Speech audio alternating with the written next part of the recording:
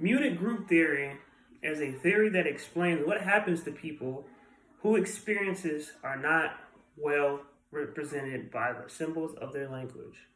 A lot of languages are muted due to lexical gaps. A lexical gap is when verbal symbols lets experiences, roles, and ideas go unnamed. Muted group theory states that if a group has lexical gaps, they'll have trouble explaining their feelings and thoughts. Groups are muted when their language draws an outside experience instead of their own. The theory also suggests members of muted groups sometimes have problems noticing their lexical gap because they are distanced from their own experience. In this paper, we will talk about women as a muted group, the effects of race in muted groups, and the flexibility of language. A muted group is a specific group that lacks the ability to explain certain things due to lexical gaps. Women are one of the biggest muted groups. Historically, men have always been in charge, leaving women to be in the background and to take care of the men. This, however, over time has led to muting of women. Women sometimes find it hard to express how they feel because they have to communicate using a language that is masculine in nature. For example, a woman might translate something into a masculine metaphor, like a sports metaphor. You don't like me, you're just trying to score. Because dominant groups control language and communication, women experiences have been muted. As a woman now become more powerful and equal contributor to their family, dominance can change. Muted groups may feel that something's wrong with them because their language doesn't give them an adequate vocabulary for their unique experience.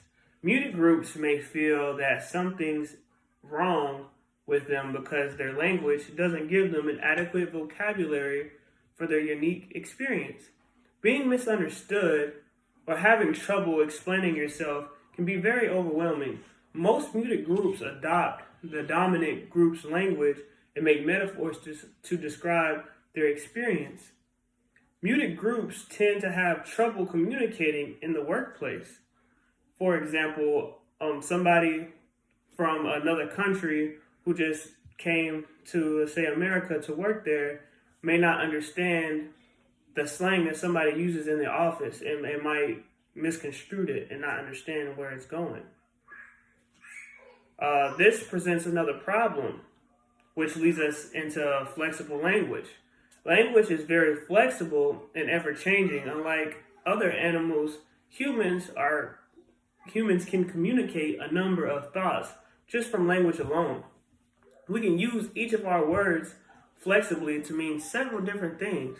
For example, we can call an animal a chicken, but we can use that same word and mean someone is scared or a type of meat. Language is flexible. However, people can come up with new words to fill that lexical gap. Muted groups often adopt the dominant group's slang words because the language reflects how we think it can show.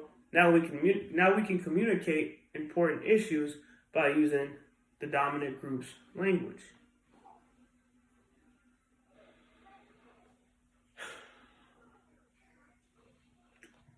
In conclusion, muted groups is a theory that explains what happens to people whose experiences are not well represented by the verbal symbols of their language. Muted groups must overcome lexical gaps and other issues. Women are not the only muted group. There are multiple others that come from other ethnic backgrounds and cultures.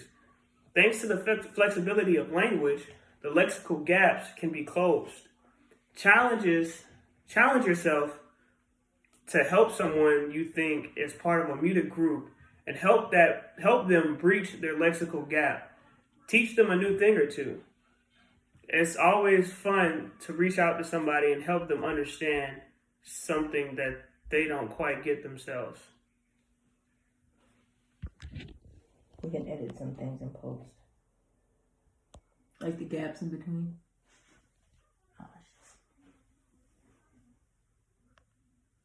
We can edit that in post too.